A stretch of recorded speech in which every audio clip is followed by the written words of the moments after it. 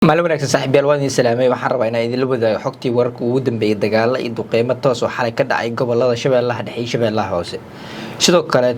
waxaa hadda soo baxay warar sheegaya in kooxaha Al-Shabaab iyo Daesh ay heshiis is-afgarad ku gaareen magaalada Hargeysa ee maamulka Somaliland sidoo saaxiibayaal xogtaas iyo warar kale ayaa rabaa inaan idinla wadaago haddii aad nagu cusub tahay fadlan subscribe channelka like siina share gareey si aan u helno saaxiibo adiga kale aad iyo aad u mahadsantahay maanta waxaa soo baxay war aan u fiicneen maqalka iyo dhiilada dhagaha dadka Soomaaliyeed kooxda Al-Shabaab iyo kooxda Daesh ayaa maanta waxay heshiis is-afgarad ku gaareen magaalada Hargeysa sida rumaysan yahay maalmihii la soo dhaafay waxaa soo baxay warar sheegaya in dhaawacyada kooxaha Al-Shabaab iyo kooxda Daesh lagu daaweeyo loona qaado magaalada Hargeysa ee maamulka Somaliland taas oo ugu dambeyn ummadda Soomaaliyeed maanta u kala cadaatay in kooxda Al-Shabaab iyo kooxda Daesh dhaawacooda iyo dhimashadoodaba la isku geeyo magaalada Hargeysa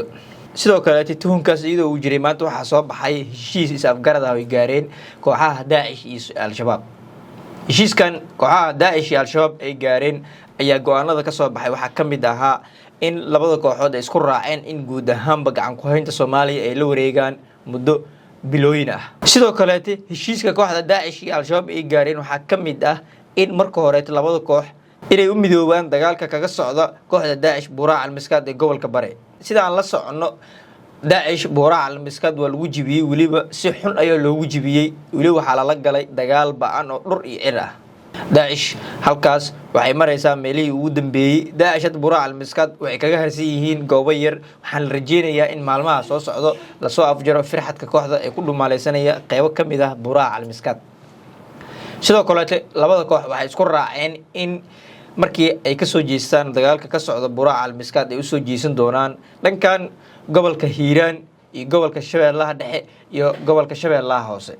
sidoo kale labadan koox waxay heshiiskooda go'aanada ka soo baxay kamid ahaa in markii ay ka soo dhamaadaan dagaalka ka socda Buuraha Al-Miskaad ay u soo ruqaansan doonaan ama ay u soo jeesan doonaan dhankan iyo gudaha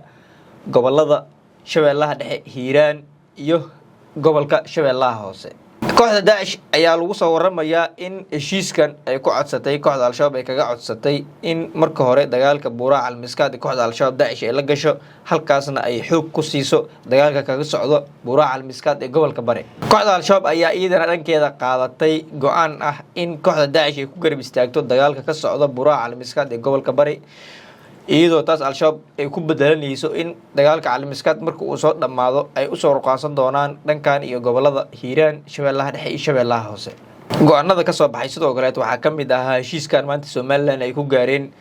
kooxaha Daesh iyo Al-Shabaab ayaa waxa ay iskula afgarteen in guud ahaanba gacan ku haynta magaalada Muqdisho kooxda Al-Shabaab iyo kooxda Daesh ay kula wareegaan muddo 3 bilood sida lagu sheegay bayaan ka soo baxay kooxaha Daesh iyo Al-Shabaab in kooxda Daesh iyo Al-Shabaab oo wiligood isku ahaa cadow ay go'aan heshiis gaaraan una midoobaan dagaalka ay kula jiraan dawladda Soomaaliya iyo maamulka Puntland wuxuu noqonayaa war aan u fiicneen maqalka iyo dhiilada dhagaha dadka Soomaaliyeed sababtoo ah kooxahan waxa lagu yaqaanaa inay xasuuqaan dad shacab waxba aan galabsanin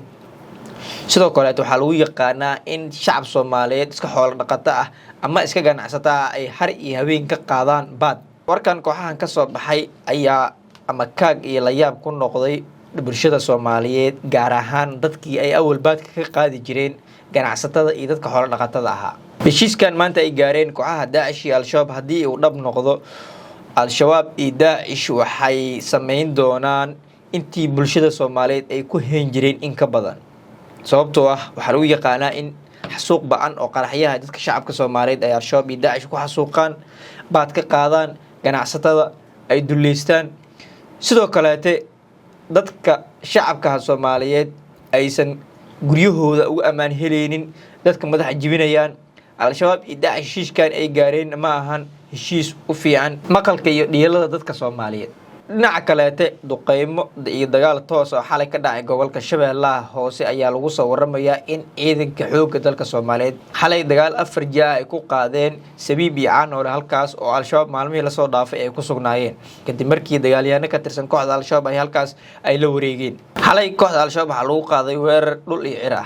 waxaana Al-Shabaab xalay guud ahaan laga saaray Sabiib iyo Caanoole iyo Awdheegle halkaas oo maalmihii la soo dhaafay Al-Shabaab gacan ku hayntooda ayaga ay maamulayeen sidoo kale xalay waxay duqeymo toos ah ka dhaceen gobolka Shabeellaha Dhexe gaar ahaan galgub meel la yiraahdo oo 30 kiiloomitir u jirta degmada Nuurdugle ee gobolka Shabeellaha Dhexe sidoo kale xalay waxay duqeymo toos ah ka dhaceen Buurta Shiiq iyo Somadaale oo ka tirsan gobolka Shabeellaha Dhexe duqeynta xalay ka dhacday Somadaale iyo Buurta Shiiq iyo galgub waxa lagu beegsaday xubno dagaalyahanno ah iyo tiro horjoogyaal ah oo halkaas ku sugnaa oo iyaga damacsanaa in ay ku soo qaadaan weerar dhabagal ah fariismaha ciidanka xoogga dalka Soomaaliyeed ay ku leeyihiin Nuurdugle galgub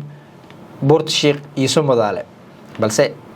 waa laga war helay ciidanka xoogga dalka Soomaaliyeed iyo saaxiibada caalamka ah ay halkaas duqeymo ka fuliyay waxaana lagu soo waramayaa in al-shabaab xalay halkaas jab xoogan lagu gaarsiiyay sidoo kale waxa xalay dagaal toos ah uu ka dhacay gobolka Shabeellaha Dhexe gaar ahaan degmada Cadalle halkaas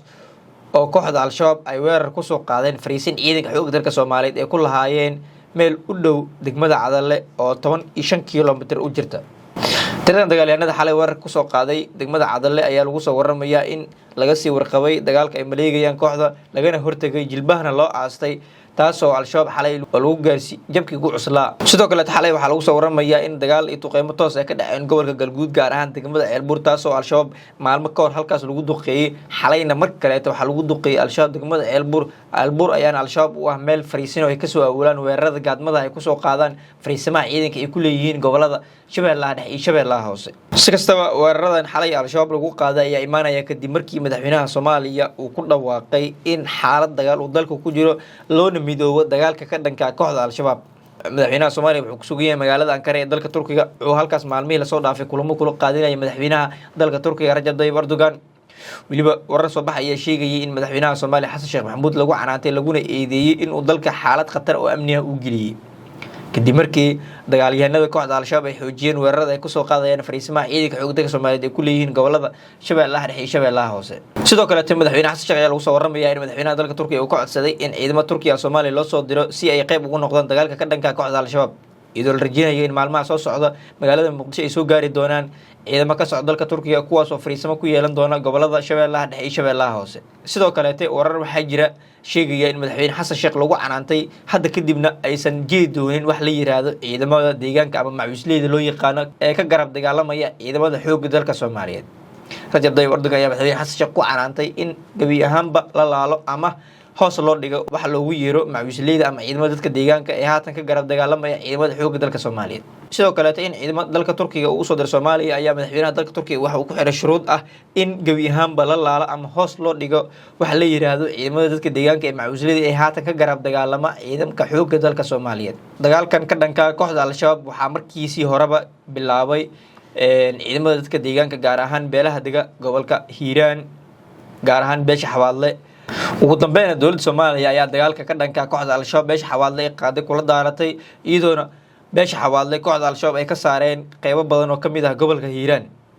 si kastaba al-shabaab ayaa hadda u muuqata mid si dabar go'aysa maadaama kooxda al-shabaab laga saaray gacan ku haynta degmooyin badan oo dhaca gobolada Shabeellaha Dhexe iyo Shabeellaha Hoose xalay ayaa ugu dambeysay dagaalyahanada kooxda al-shabaab laga saaray Sabiib iyo Caanoole iyo Awdheegle halkaas oo maalmihii la soo dhaafay kooxda al-shabaab ay weerar gaadmaha ku soo qaadeen fariisimaha ciidanka xoogga dalka Soomaaliyeed ay ku leeyihiin gobolka Shabeellaha Hoose gaar ahaan Sabiib iyo Caanoole iyo Awdheegle taasoo al-shabaab u suuragelisay in gacan ku haynta ay la wareegaan Sabiib iyo Caanoole iyo Awdheegle balse ugu dambeyn ciidanka xoogga dalka Soomaaliyeed iyo saaxiibada caalamka oo iskaashanaya ayaa xalay weerar eray dhul ah ku qaaday xalay waxayna ugu dambeyn ka saareen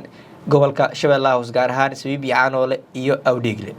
hadda waxa ku sugan Sabiib iyo Caanoole iyo Awdheegle ciidamada xoogga dalka Soomaaliyeed waxaana dib u bilaawday isku socodka magaalada iyo dhaqdhaqaaqyada ganacsiga ee degmada Awdheegle iyo Bariili Sabiib iyo Caanoole Sabiib iyo Caanoole waxa ka arimanaya ciidanka xoogga dalka Soomaaliyeed sidoo kale Awdheegle waxa ka arimanaya ciidanka xoogga dalka Soomaaliyeed waxaana sida caadiga hadda ku soo laabtay Awdheegle Sabiib iyo Caanoole nolosha dadka haddii intaan la soo gaartay aad iyo aad maasatay waxa ka codsanaya subscribe channelka like la siin share gareesid si aan u helno saaxiibada kale wanaagsan